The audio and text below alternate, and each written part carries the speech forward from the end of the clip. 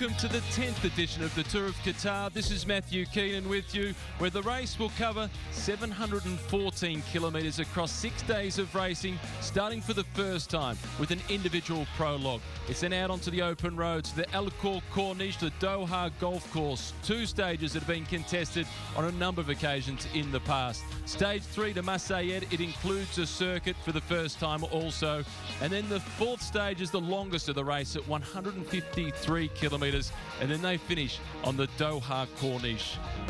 The prologue, it's 2.5 kilometres, starting and finishing at the cultural village here in Qatar, in the capital city, in Doha itself. It's a technical course. It's got no less than 12 corners across the 2.5 kilometres. Amongst the earlier starters, it was the Spaniard, Juan Antonio Fletcher, riding with Sky, who got a fright as he came to the finish line, but he also set the fastest time. As the Spaniard was coming through, as if he needed a reminder of how windy this race can be, he got one from the barricades, but he went across with the fastest time so far. It's Fletcher with 3 minutes and 12 seconds. Stegman's in second position, just 1 second slower than the Spaniard. But the big favourites, Cancellara included, also Cavendish and Boonen, they're still to come. Lars Boom, he's the 26th last rider to start. The big Dutchman, he's one of the outside favourites for the race today because of how technical the course is. With those 12 corners, it's going to make it difficult for the pure time trialists really to find their rhythm. And with the cyclocross background that Lars Boom has got, he's been the former world champion in that discipline. It's going to lend itself well to this type of course. You can see how punchy the big Dutchman is. The road surface is also going to play an important part in the course. We saw Boom looking for the smoother part of the line as we look to Alex Dowsett now coming to the finish line, challenging the time of Fletcher, but not quite for the young rider from Great Britain. He just misses out on the fastest time, 0.75 of a second slower than his teammate. But for Alex Dowsett, it's the fastest among the men eligible for the best young rider classification. But this could be a new best time. It's Boom coming to the line. He's well inside the time of Juan Antonio Fletcher. This will move the big Dutchman into the hot seat. He crosses the line. It's 3:07, 5.5 seconds quicker than Juan Antonio Fletcher. Lars Boom now finds himself in the gold jersey position, and the anxious wait commences because we've got Cancellara, the big favourite, still to come. Fletcher is now down into second position. Another one of the men that has been spoken about is the Australian, Garmin Cervelo. It's Jack Bobridge who makes the start. The reason for the hype around Jack Bobridge being a potential winner of the stage, recently broke the world record of Chris Borman in the individual pursuit. Tom Veerles, another Dutchman, challenging Lars Boom. It's a big result for Tom Veerles. Skill Shimano, they'll be pleased with that. Second position so far, just 5 seconds behind Lars Boom. So Juan Antonio Fletcher, he slips to 3rd place, and Alex Dowsett is down to 4th. You can see the more lightly built Bobridge by comparison to Boom. It looks as if he's almost bouncing across the pavé, similar to the paving that we see on the Champs-Élysées. Well, from one individual pursuitist to another, this is the Olympic Games gold medalist. It's Bradley Wiggins. He wears the white colours as the British national time trial champion. Jack Bobridge finding the smoother piece of the road, and he's got himself all the way forward. He's ever so aggressive, Jack Bobridge. Individual time trial, it is to his liking. Maybe this course might be a little bit difficult. As the world champion rolls out of the start house, it's Fabian Cancellara, the 3rd last rider to start. The big Swiss champion that won the world title for the 4th time just about 3 months ago in the home country of Jack Bobridge down in Australia. Well, Bobridge, he's not going to challenge the time of Lars Boom, but he's just 21 years of age, Jack Bobridge, 10 seconds slower than Lars Boom. It's a temporary speed hump, and it almost got the better of Fabian Cancellara as we saw the big figure of Spartacus just bouncing across but not losing his rhythm. It's early in the season for Cancellara as well, as it is for Cavendish, but for Cancellara it's a question of pride when he's against the clock.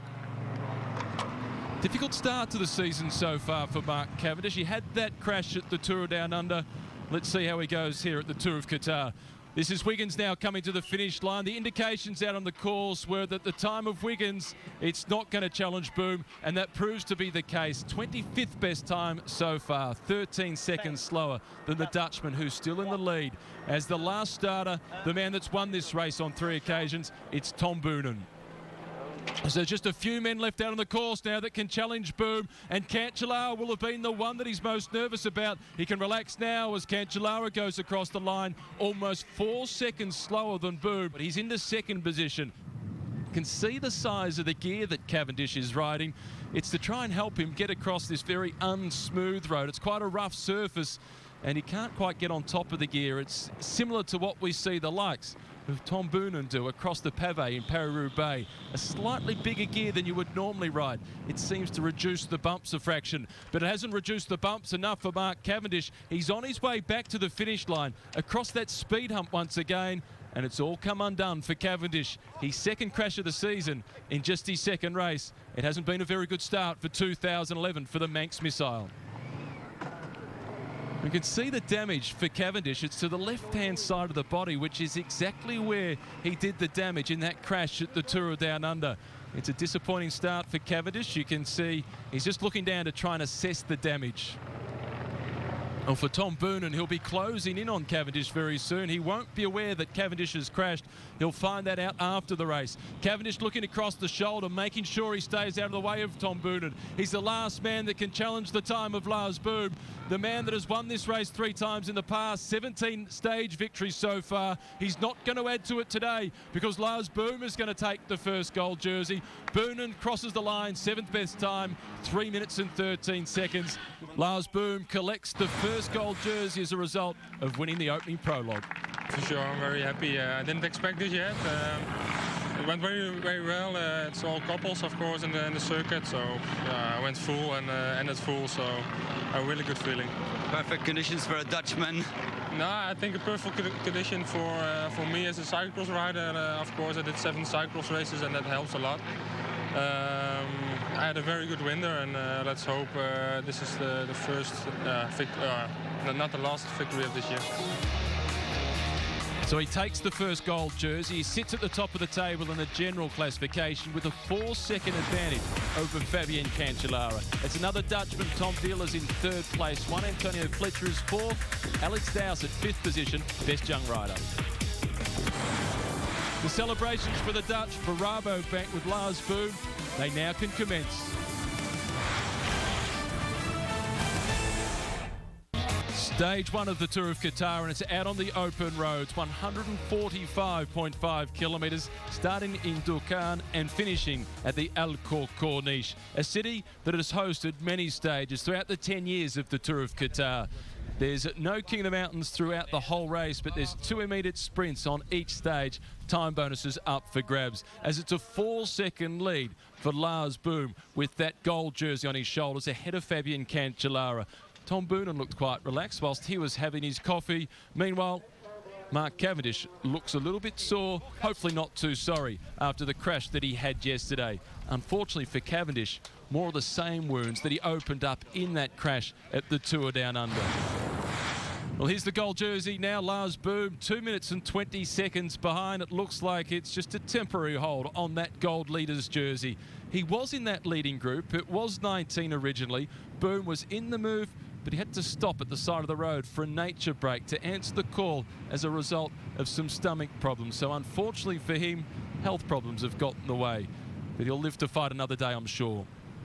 It's a quality group, this second group. Bradley Wiggins is here, number 71, the 4th place finisher from the Tour de France in 2009. Clearly for Wiggins, the form's not quite where it needs to be to compete at the front end of the race, but he's not too far off the mark, and his big objectives are still to come in the season. Well, it's a very similar pattern to what we saw on the same stage 2 years ago in 2009, where it was the Quick-Step team of Tom Boonen along with the Cervelo team then of Roger Hammond that were doing all the damage. Now Cervelo, having merged and been Garmin Cervelo, they're even stronger, and they're showing plenty of strength on this stage. Fabian Cancellara, number 31 at the back of the group. This is Andreas Clear from the Garmin Cervelo team, one of the men that was in the leading group 2 years ago when his teammate Roger Hammond won the stage. And this is Heinrich Hausler. Hausler's in a similar position to Tom Boonen, 2 men that had a difficult season in 2010, predominantly through injuries as a result of a crash, and now they're making their return to racing. For Lars Boom, the brief celebrations yesterday, but as he said at the conclusion of the prologue, hopefully it's not his only victory for the season. There should be more to come. Even though it was just 2.5 kilometres in the opening prologue, it gave us a clear indication of the sort of form that Lars Boom has got at the beginning of the season. As we look at Fabian Cancellara come through to the front, wearing the silver jersey for the points classification. The average age of this leading group is 31. It gives you an indication of just how much experience is required to get yourself in the right position in these tricky crosswinds. Inside the final 3 kilometres, and it is Andreas Clear from the Garmin-Cervelo team that's trying his luck. This is the same sort of move Roger Hammond made 2 years ago. He just got off the front inside the final 3 kilometres and he had enough to be able to hold on. It was the Quick Step team that was chasing on that occasion, and they're chasing this time around also. But they're not going to be fooled by Garmin-Cervelo this time. They've managed to close it down. Nicholas Mays and Hert Stegeman's doing the job, trying to protect the interests of Tom Boonen, looking for a stage victory. The big, tall, lanky Johan van Summeren, his job done at the front of the race. Now we look to see Mays, the youngest rider in the breakaway group at just 24 years of age, trying to take his opportunity. This allows Tom Boonen to sit back and watch the others do the chasing. The responsibility now rests with the Sky team, Jeremy Hunt in that group in contention, and also Garmin-Cervelo looking for Heinrich Hausler. And of course, Bernard Eisel trying to do the job for Mark Renshaw. As Nicholas Mays has recognised the fact that he's not going to be able to hold on. He just kicked the clutch in around that roundabout. He's now doing the job for Tom Boonen. You can see it's Bernard Eisel that sits there in second position inside the final kilometre. Job done for Mays. There'll be the best young riders jersey for him to collect, but he'll be hoping that his teammate Boonen collects the stage victory. It's Boonen that sits in third position now. He's on the wheel of Mark Renshaw. Daniele Bonatti, the Italian from Leopard Trek, is sitting just behind him. Jeremy Hunt is trying to improve his position. So too is Heinrich Hausler, who's got some ground to make up. He's starting to move around the outside now. It's Hausler that's in second position. Hunt has moved in on the wheel. He's having a little bit of an introduction there with Renshaw as we see Boonen make his run for home. He's had to come a long way from behind, but he's opened up a big gap. It's going to be a matter of Boonen just riding through to the finish line now to collect his 18th stage victory in the Tour of Qatar. But he's not sitting up quickly. He's waiting until he gets across the line to begin his celebrations. It's Boonen that takes the win. Hausler in second position, and it was Renshaw in third place. Bonatti in fourth position. It was nice to win again, exactly after last year. It was a long time for me to get back on this level. It took me a lot of work. It was maybe the hardest thing in my career, getting here in a good shape. But I'm here now, and I'm very happy I could complete the first stage with a victory straight away. It's good for the morale, and it shows me that all the work I've done I'm getting paid for all the work I've done. The second group on the road, containing the gold jersey of Lars Boom, coming in more than 5 minutes behind the stage winner Tom Boonen, and further back down the road, Mark Cavendish in the third group, conceding more than 12 minutes on the stage. Changes in the general classification. It's the gold jersey on the shoulders of Tom Boonen. He's got Mark Renshaw breathing down his neck in second position at 4 seconds behind. It's then Fabian Cancellara in third place, followed by Juan Antonio Fletcher, and Heinrich Hausler rounds out the top 5, just 11 seconds behind. So Tom Boonen, you could see the celebrations, well, they didn't commence for Boonen until he went across the finish line. No premature hands above the air for the big Belgian. Stage 2, and it starts in the centre of Qatar at the Camel Racetrack before making the journey north and then back across to the coast for the finish at the Doha Golf Course. 135.5 kilometres the stage. The wind on this occasion, not quite as strong as it was on stage 1, but the sunscreen, that is required. Traditional start at the Camel Racetrack as Tom Boonen is called upon for a few signatures, and a couple of the other riders taking the opportunity to get on top of a few of the camels and experiencing what it's like. The Astana rider, new recruit Simon Clark, taking the opportunity to do so. Jeremy Hunt from Team Sky, he was in the move yesterday. The silver jersey on the shoulders today of Lars Boom. It was gold yesterday, but he had to concede some time.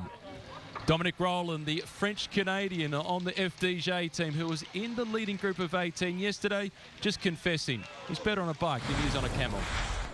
A lot less side wind on the race today, which is why this main peloton has predominantly managed to stay together. Rabobank doing a lot of the chasing, plenty of confidence in Theo Bos, who has effectively made his return to the team. He rode with their continental squad before going across to Cervelo. He's now back at Rabobank. A minute and 10 seconds, less than 20 kilometres to go. It's not looking good for this leading group of 5 as we see Mikalik Native in the Katusha colours starting to come through to the front. One of the teams that missed out on being in that leading group of 18 on stage 1. Johan van Summeren in the black colours of Garmin Cervelo with the big figure of Tom Boonen sitting just behind him. At the conclusion of stage 1, Boonen said he was pleased to test his legs in a big bunch sprint finish for the first time since Torino Adriatica in March of last year. Well, it wasn't really a big bunch sprint finish. It was a lead group of 18. Today is going to be a real test for Tom Boonen. Nico Eckhout at the back of the group, riding for the Sean Kelly team. He's on that team to share his experience with some of the younger men. Bradley Wiggins is the last of the riders there in the Sky colours, at the front of the race today after having been in the second group on the previous stage. Leading group of 5 conceding that it's all over, and it's just about all over in a different sense of the word for Giovanni Visconti, the Italian national champion, looking across the shoulder to see how far the peloton is behind, hits one of the big cat's eyes on the road, and he comes undone. Doesn't look as if the injuries are going to be too significant for Visconti. Maybe embarrassment more so than the skin off is going to be causing the most damage. Well, 40 seconds now the advantage for what is now a leading group of 4 riders. I'm sure it's not going to be long before they get caught. The main peloton are getting themselves organised, starting to set it up for a big bunch sprint finish. Hausler was in second position on the previous stage. He's got the Garmin Cervelo team around him to support him. Kenziato, one of the new recruits to BMC Racing, he's been brought onto this team because of his strength against the clock, thinking about the team time trial in the Tour de France and also thinking about the Spring Classics. Wiggins at the head of the race in the Sky colours, thinking about Jeremy Hunt as we look to see a few of the riders from the Geox team for the first time moving themselves to the head of the race. So that leading group of 4 about to get reabsorbed by that main peloton. Nico Eckhout, the experienced man from that group, was just encouraging them to get across to the left-hand side of the road, to get out of the way and let the peloton come through and do their business, not disrupt the sprint finish.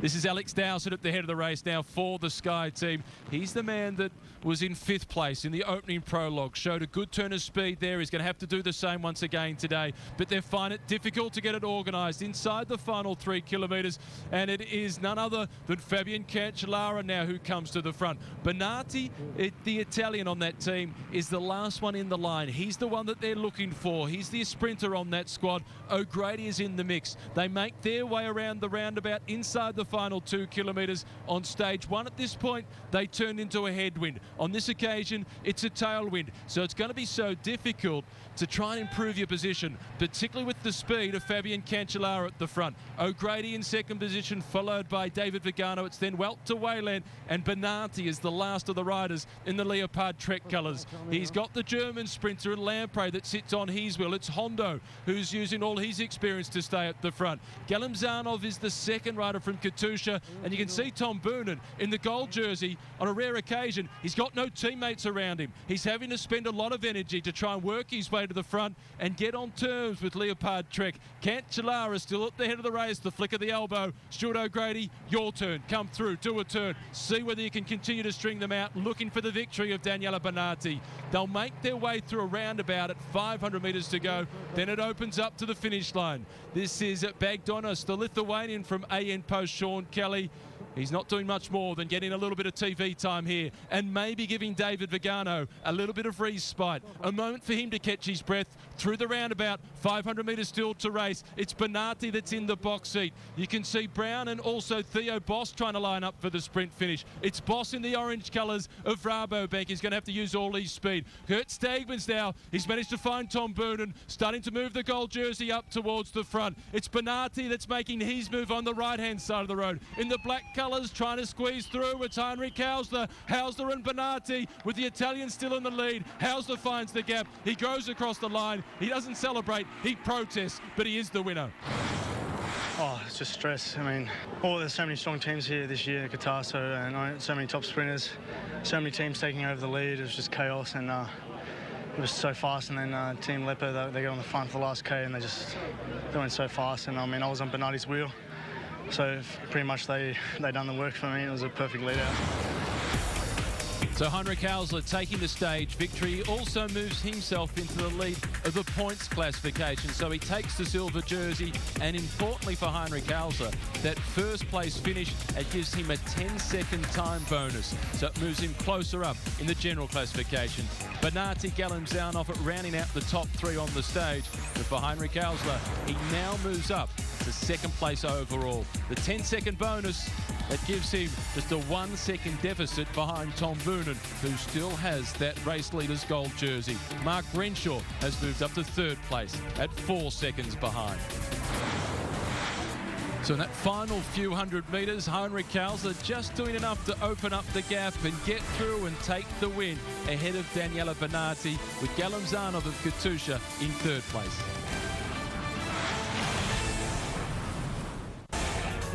Stage 3, Al Wakra to Messayed. It's 2 1/3 laps of a 65-kilometre course, 150.5 kilometres. Before the stage got underway, a chance to look back at some of the traditions here in Qatar. Before gas was the main part of the economy, fishing was the key driver. Some of the riders taking the chance to do the obligations for the team with the media, as there's plenty of media on the race. Others taking the opportunity to try and warm up in anticipation of the battle between Heinrich Hausler and Tom Boonen. Just 1 second separating those two men in the general classification.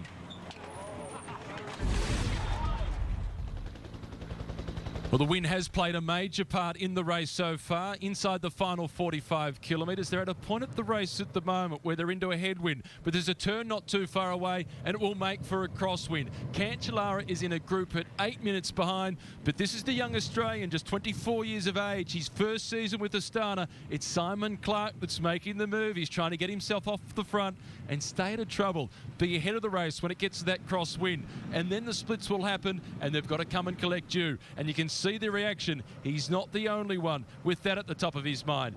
The gold jersey, Tom Boonen, on the right-hand side of the road. He appears to have kicked the clutch and he's rolling back. This might be a puncher for the big race leader. Boonen, he can see the speed that is on, almost 70 kilometres per hour at the front of the race, as Tom Boonen has had a rear wheel puncher.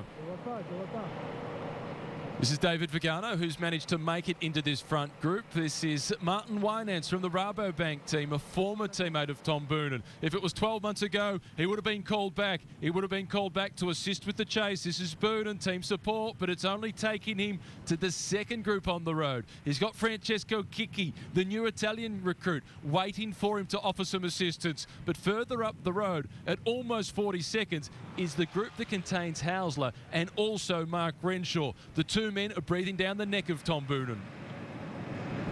Well, this is that leading group of 8 or so riders. They're about to be caught by the main group of contenders, and you can see, unlike when a normal breakaway gets caught, it moves across to the side of the road to get out of the way. On this occasion, they're deliberately getting in the way, so the echelon swamps them and they can pick up a wheel and try and stay out of the wind. The silver jersey, points classification, but he is the leader virtual on the road. It is Heinrich Hausler. He's got himself in the box seat. Simon Clark, he continues to work. He's made sure that he keeps himself out of trouble. 3 here from HTC High Road. Bernard Eisel, Mark Cavendish, and then Mark Renshaw. This is the chase for Tom Boonen. He's got a strong group around him, but he's not going to have too many opportunities to try and get back on terms. William Bonnet of FDJ has just gone past. Stuart O'Grady from Leopard Trek is also in the group. He's another man that's had a mechanical problem. They're winding up now for the second intermediate sprint. It's Bernard Eisel doing the job, trying to lead out Mark Renshaw. There's a 3-second time bonus on offer. Hondo is in third position. He's a long way down in the general classification. He doesn't need to contest the sprint. He's just staying at the head of the race. Renshaw cruises across the line. He takes the points. He takes the time bonuses. He now moves up to equal second position overall. Equal with Heinrich Hausler at just 1 second behind Tom Boonen. But let's not forget, the big Belgium is a long way down the road. You can see the task in head of Tom Boonen as this group is starting to swell. Theo Boss of Rabobank is also here. The sprinter that was 4th on the previous stage. It's at 55 seconds, so it's starting to go the wrong direction for Tom Boonen. As you can see, big Johan van Summeren, he's seizing the opportunity. So too one Antonio Fletcher. They're not using much of the road. They're trying to lose a few more riders off the back of that group. Het Stegmans is here for Quick Step, but importantly for the general classification, Heinrich Hauser is in the group. He's got a minute and 13-second advantage over Tom Boonen. And is that a sign of resignation on the face of Tom Boonen? It looks as if he's about to concede and raise the white flag. Maybe he has. Sky Team once again with Fletcher and also Hunt at the front of the race, but at 6 kilometres to go, it's Cavendish that's lost contact, and that's bad news for Mark Renshaw, because for Renshaw to get the gold leaders jersey, he would need Cavendish to assist with the lead out to get the better of Heinrich Hauser. But this is Simon Clark once again, 4 kilometres still to race. The young Australian in the Astana colours is bold enough and he's brave enough to try his luck. He's not a sprinter, he has to win some other way. He's gone on the attack once again. Let's not forget that it was Simon Clark that has launched the most decisive move so far of today's stage that caused the big split in that main peloton, and it's whittled it down to a select group of around about 20 riders. For Heinrich Hauser and Mark Renshaw, they'll be keen to bring Clark back. They'll use their teammates to do so because they'll be looking for the time bonuses. For Clark, he's just looking for the stage victory. He was in the second group on the road on the first stage, on stage 1 to Alcor Corniche, where we saw Tom Boonen get the win, so he's not a threat for the general classification. As we see Nicholas Mays lose contact at the back of the group. He's still got that white jersey, the best young rider inside the final kilometre now for Clark. He's starting to fade, but he's got to make it through to that final corner with at least 50 metres up his sleeve, because when they turn right, it's a blockhead win in the final 300 metres all the way to the finish line. Unfortunately for Clark, as you can see, the legs are starting to crack. It's Bernard Eisel that's doing the chasing behind, thinking about another Australian, thinking about Mark Renshaw. We can see Lars Boom has returned to form. He sits in second position from that group in the orange colours of Rabobank. As Clark has now been caught inside the final 300 metres, they start to line up for the finish line. It's still Bernard Eisel that's doing the lead out, followed by Boom. It is then Benati that sits in second position. You can see the white jersey of Mark Renshaw starting to make his bid for home. He's a long way to go. It's brave to go so far from home. As you can see, Hauser now is in the slipstream. He pops out. He's looking for the win. It's 2 from 2 for Hauser. Renshaw in second place. Benati in third. With the time bonuses, it will be Heinrich Hauser that also moves into the gold jersey as the leader of the general classification. For Tom Boonen, the gold jersey no longer will be resting on his shoulders, conceding more than 3 minutes on the stage as a result of that puncher. And no doubt Heinrich Hauser, the new leader of the race, he would have preferred to have gone head-to-head with Boonen. Hauser, the winner of the stage, the all-important 10-second time bonus. Renshaw in second position, Benati third. Today was absolutely perfect, just like yesterday. Team meeting last night, we had a look at the win on the internet for the rest of the week, and we pretty much knew today was the final day, so we pretty much treated this day as a one-day race, as if it was the last stage, because it is really the last stage where we could have really made some time in the GC. And you know, we got the win, we got the yellow jersey, we got the points jersey, so today was really went perfect. Garmin Cervelo's Heinrich Hauser collects the gold jersey. He's got a 4-second advantage over Mark Renshaw. It's then Daniela Benati in third position at 15 seconds behind, followed by one Antonio Fletcher, and it's Jeremy Hunt rounding out the top 5. Mark Renshaw, once again, he has his colours lowered by Heinrich Hauser, who gets the win for the second day running. Said that it was going to be difficult with the headwind sprint finish, and Hauser didn't panic. He bided his time. He waited for the right opportunity, and when he went, he made it look comfortable. Stage 4 of the Tour of Qatar sees the peloton make their way from the West Bay Lagoon to Al Qariat. It's not too far as the bird flies, but at 153.5 kilometres, it's the longest stage in the race. 2 Astana riders in the move today. Thomas Vatkes is one of them, but also Simon Clark, the young Australian on that squad. He's just gone through the picture now, as he'll be able to look across his shoulder and see the peloton closing in. He was the man that made the bold move on the previous stage with just 3 kilometres to race. Walter Wayland from the Leopard Trek team has been in the move today, but it's all over now as they go through it. 18 kilometres still to race. This could prove to be one of the decisive moments. There's not quite enough room on the road for everybody. Got to fight for position now. That's exactly what Hauser does in that gold jersey. He makes sure that he's at the front when it all comes together. Just a moment of respite, an opportunity to jostle for position. Tom Boone, and what a disappointing day it was for him on the previous stage when he had that rear wheel puncher which cost him any chance at a 4th overall victory in the Tour of Qatar. Well, the peloton wait and they look at each other. Martin Talengi of Rabobank has seized the opportunity and he tries to go off the front. He's opened up a reasonable lead, but as we saw from the speedo on the motorbike containing our cameraman not too long ago, touching speeds of 60 kilometres per hour, it's going to be desperately difficult for the big Dutchman to hold off that main field. He does have a big motor, but is it quite big enough? The well-travelled Dutchman who's been the winner of the Tour de Faso, he's moving along quickly. He does have a big motor, but there's plenty of horsepower back in that main peloton, and they've got a lot to race for. For Mark Renshaw, as we see his teammate here, Lars Bak from HTC High Road, he won't be concerned about Martin Talengi being off the front at this point in the race. He'll have all the confidence they'll be able to bring him back despite that 20-second advantage that he's currently got on the road. Although Talengi's not a threat in the general classification, for Renshaw and Hausler and also Daniele Bonatti, it's important to bring him back to try and get those time bonuses. This is the Skynet team now that are taking the race by the scruff of the neck, and you can see they've gone to the left-hand side of the road with the wind blowing across their right shoulder, just closing down the options for the others. And you can see the gold jersey, Heinrich Hauser, number 81. He sits on the wheel of Stein Vandenberg from Katusha, but the gaps are starting to open up in front of him. A little bit further down the line, you might be able to see the arm flailing in the air. That's Bernard Eisel from HTC High Road. He sees Sky doing the damage at the front. He wants to look to find where Mark Renshaw is. He needs to keep him out of trouble. Well, whilst they're just using the service road, Heinrich Hauser could do with a little bit more service from his team, as we see Dowsett now coming to the front, the man that was 5th in the opening prologue, using all that horsepower. This is Bradley Wiggins now that's decided to see whether he can clip off the front and steal the stage victory. If anybody's capable of it, you'd have to suggest Bradley Wiggins is the man. Let's not forget he's the Olympic Games gold medalist in the individual pursuit. And this is the classic move of men that have been champions against the clock on the track. It's Lars Boom, another Dutchman that's trying to come across. This makes a very strong two at the head of the race. Lars Boom, he was the man that won that opening prologue. So there's no shortage of power in these two that have got themselves just an ever so slight lead ahead of that main peloton. But as they make their way around that left-hand turn at the roundabout, it's the Leopard Trek team that are trying to close things down. They're looking for Daniele Bonatti to try and get him the stage victory. He sits in 3rd place overall, 15 seconds behind. As Boom is at the head of affairs, it is Bernard Eisel that's doing the chasing behind, looking for Mark Renshaw. Renshaw, he's always been the lead-out man for Cavendish. He doesn't get too many opportunities. He's been disappointed with his minor placing so far. Today he gets a chance.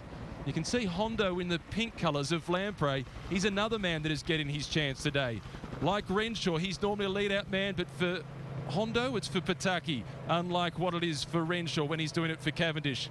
Hondo just using all that experience, staying at the front, but now it's still Bernard Eisel that's doing the turn of pace. This is Stuart O'Grady now for Leopard Trek that takes up the running. They've got a strong contingent of riders at the head of the race. The last kilometre, the last opportunity for Leopard Trek possibly to get the stage victory. They're looking for Daniele Bonatti.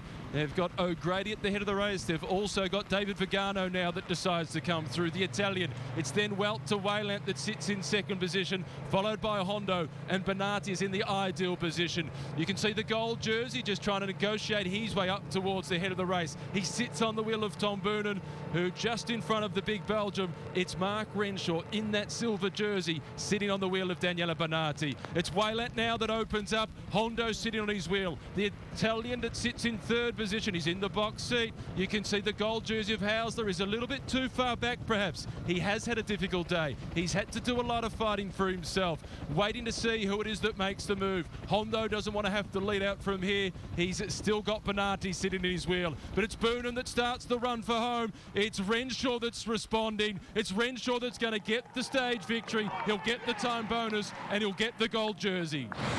final kilometre was very fast. We had a tailwind finish. I had the perfect wheel of Bernardi.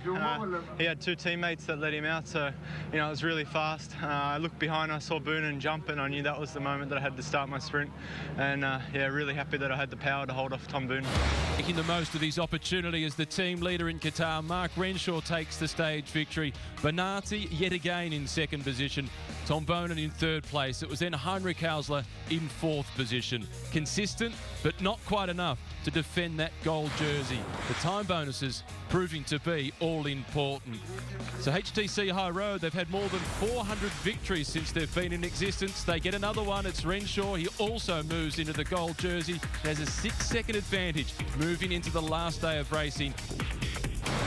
Well, timing his run to perfection on this occasion, Mark Renshaw. He said he was disappointed after stage 3. It's not often enough he gets to sprint for the stage victory. He got the timing right today.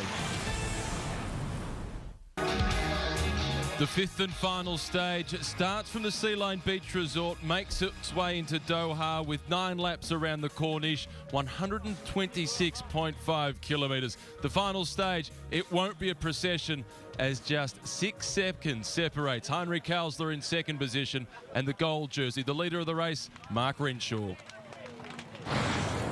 With a 10-second time bonus up for the win, 6 for second place and 4 for third place. Heinrich Hausler, that silver jersey, he has to win the stage and then have Mark Renshaw finish outside the top 3 if he is to win the Tour overall. He's been second here in the past. This is the second intermediate sprint. We've just seen the 2 leaders go across the line. You can see the gold jersey is paying attention, Mark Renshaw, but the silver jersey of Heinrich Hausler, he's decided to save his legs. The rider that sits in second position, the rider from Sky, that's Jeremy Hunt, who started the day in 6th place overall, just 1 second off 5th place. He was looking for the time bonus, but Mark Renshaw is taking it away. Renshaw ever attentive at the front. That now moves his advantage out to 8 seconds ahead of Heinrich Hausler. But it doesn't change the calculations for the rider on the Garmin-Cervelo team. It's the same as it always was. He needs to win the stage and have Renshaw finish outside the top 3. Jeremy Hunt just missed out on that 1 second time bonus for third position for Heinrich Hausler. He didn't contest it. He's saving his legs. He's thinking about the prospect of the stage victory. BMC Racing's Greg Van Avermaet, he's a new recruit to the team, but when they just came onto this circuit on the Doha Corniche, he had a rear wheel puncher. That's why you might have noted he's got a different rear wheel by comparison to the front one. 3 laps still to race, just inside the final 18 kilometres. The Leopard Trek team have started to put men up the front. They've got Jus Postuma doing some of the chasing. 48 seconds now, the advantage for our leading 2. A little bit of disorganisation as the teams of the sprinters are having trouble controlling the race. The Sky squad now coming to the front, just as they did on stage 4 when they put the race into the gutter and they caused a few problems. Bagdonis, well, he's not interested in surrendering. He's about to hear the bell. Van Avermaet looks as though he realises they're going to be caught very shortly and then it will be over to the sprinters. When they make their way around this roundabout next time through, it'll then be just inside 2 kilometres still to race. And it's a difficult sprint to get the timing right. It's a ever so slight headwind coming from their left shoulder. Good to see the green colours of the AN Post Sean Kelly squad off the front. As the bell rings, it'll be music for some as the Tour of Qatar is just about over for them. For others, it will be nervous tension that starts to mount in the body as they hear the sound of the bell. The men that are looking for a stage victory. For Daniele Bonatti and the Leopard Trek team, they've been close a few times. They've had a couple of second place finishes. Now looking for that stage victory. As we can see, Roger Hammond, Garmin-Cervelo doing the job, looking for Heinrich Hausler. The Sky team may even be looking for Russell Downing to possibly get into the fray. Rabobank now starting to move up on the right-hand side of the road with Lars Boob, the winner of the opening prologue, the first gold jersey. But they're still looking for a stage win with their sprinter, Theo Boss. Graham Brown will be one of the men that's got the job to look after Theo Boss. As we can see, it's now Martin Talingi from Rabobank. He's at the front of the race. They're making their way down the back straight for the final time inside the closing kilometres. Well, the pace that is on at the back of the field, it gives us a true indication of just how quick it is as the teams of the sprinters are trying to set things up. And that's Tom Boonen that's just swung off to the left-hand side of the road after having done a fair bit of work, looking to try and set up possibly the Italian sprinter, Francesco Chicchi, as it was Chicchi that won here 12 months ago. This is now Tom Stamschneider from Leopard Trek. You can see David Vigano also coming into the action. Fabian Cancellara is here. He's in second position. It's Stuart O'Grady now that's at the head of the race. Well, Tom Boonen at the back of the field after having done the job. It's a change of role on this final stage. Normally, he's the man that's been protected, but it's the Italian on the squad on this occasion. It's Fabian Cancellara now that's come to the head of affairs. He looks across the shoulder. He's making sure that the Leopard Trek team is lined up behind him, looking for Daniele Bonatti as the sprinters are starting to get themselves organised. It's a long way to the finish line. You can see Graham Brown sitting there. He's in third position. He continues to look over his shoulder. He's trying to find his sprinter. So too David Vigano for the Leopard Trek team as Fabian Cancellara continues to open up the pipes and stretch them out.